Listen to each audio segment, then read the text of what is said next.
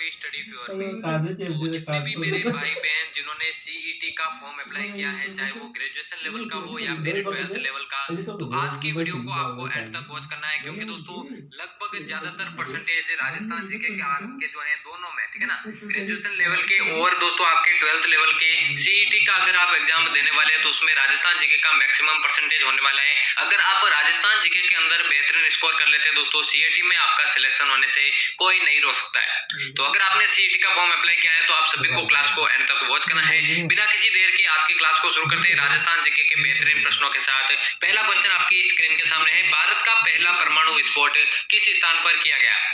आपको मालूम है दोस्तों, पटवारी 2011 में पूछा गया है और पटवारी का ग्रेजुएशन लेवल का आपका एग्जाम है सीईटी के अंतर्गत ही। तो कौन सा हो जाएगा करेक्ट आंसर? पोखरण, जैसलमेर, फलोदी, जोधपुर, कोलायत, बीकानेर या फिर बालातल, उदयपुर।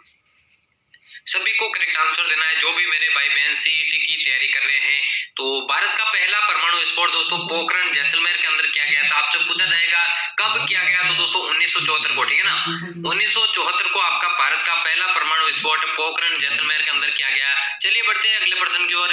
अगला है दोस्तों, निम्नलिखित नदियों में से राजस्थान में कौन सी नदी रुंडित सरिता कहलाती है? वाकल नदी, खारी नदी, बाणगंगा नदी, कोठारी नदी।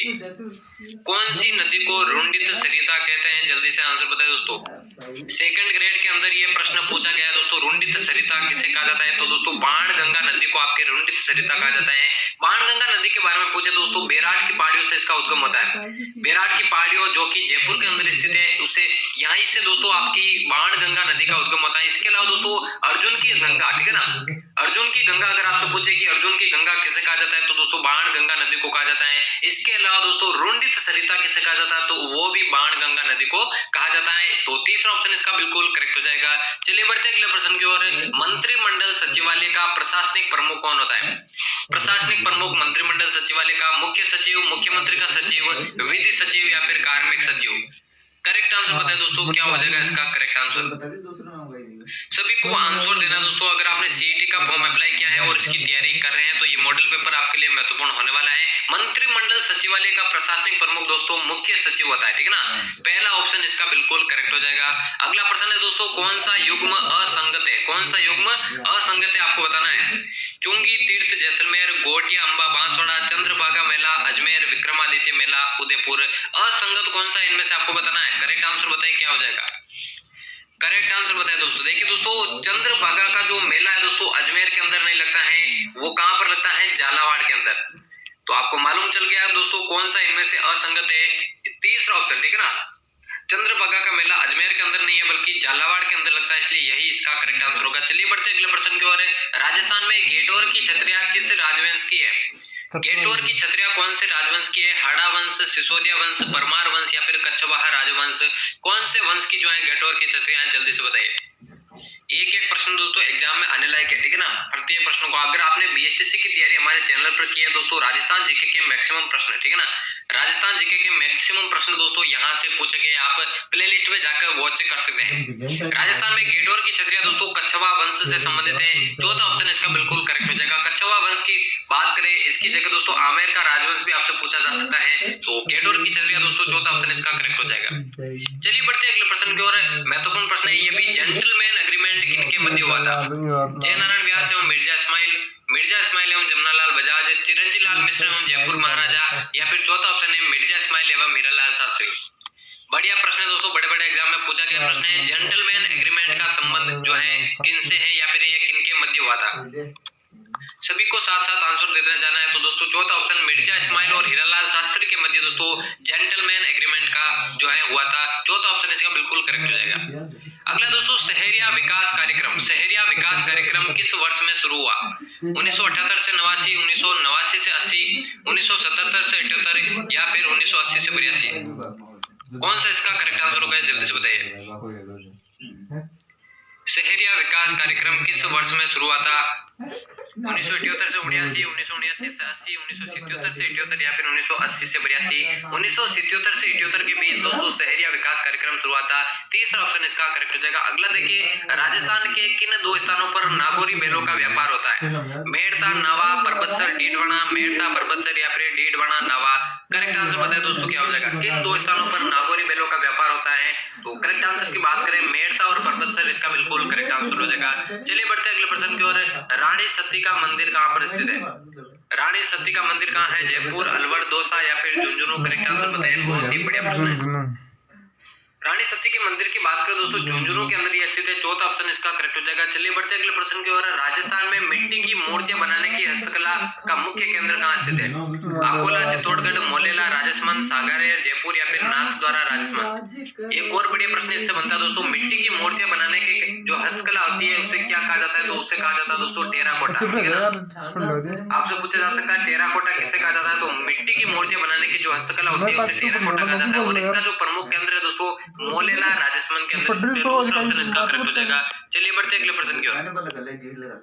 राजस्थान के पूर्वी मैदानी भाग में वर्षा का वार्षिक औसत कितना है? 40 से 60 सेंटीमीटर, 50 से 80 सेंटीमीटर, 60 से 100 सेंटीमीटर या फिर 30 से 60 सेंटीमीटर? राजस्थान का जो पूर्वी मैदानी भाग है वहां पर वार्षिक वर्षा का औसत कितना है आपको बताना है।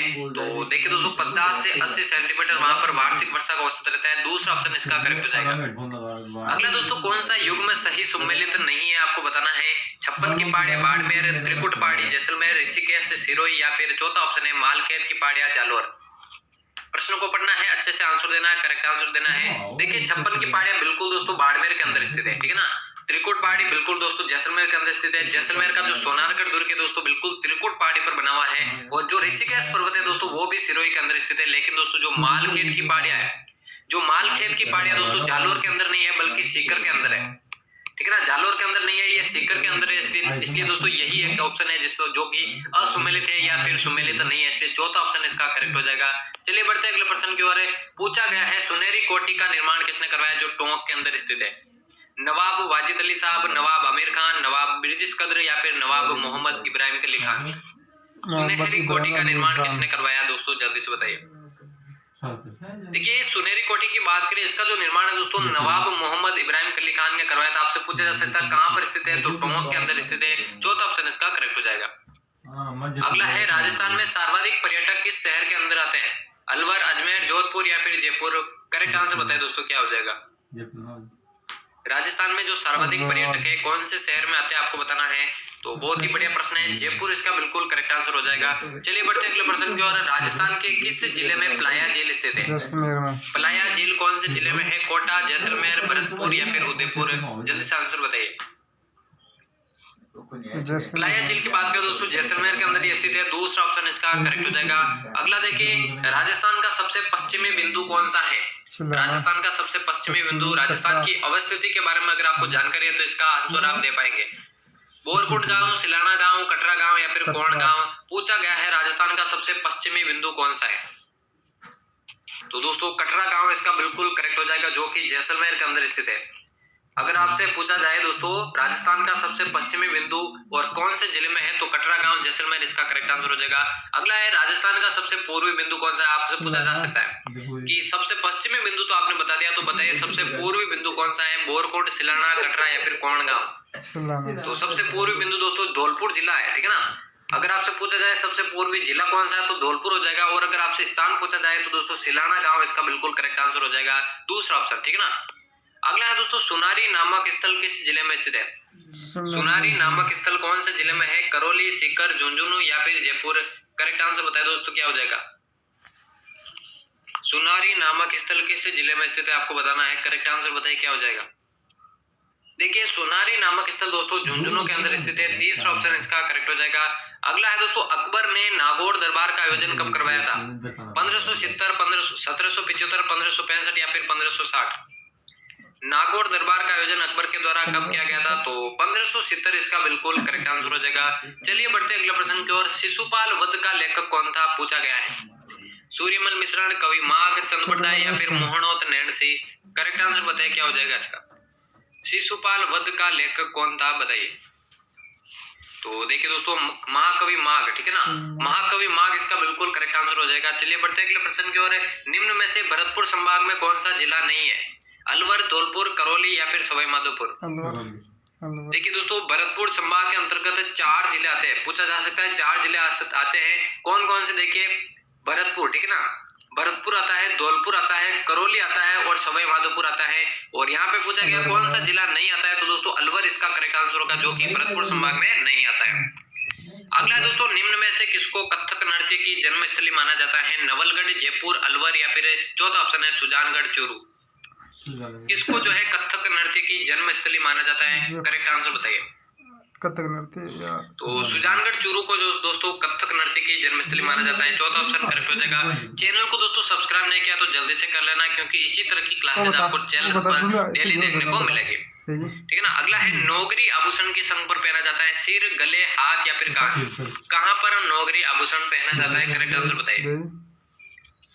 देखिए, नौगरी जो आभूषण है दोस्तों हाथ के अंदर पहना जाता है। तीसरा ऑप्शन इसका करेक्ट हो जाएगा। चलिए बढ़ते हैं अगले प्रश्न की ओर। राजस्थान सिविल सेवा प्राधिकरण कहाँ स्थित है? अजमेर, कोटा, जयपुर या फिर जोधपुर। राजस्थान सिविल सेवा प्राधिकरण कहाँ स्थित है आपको बताना है।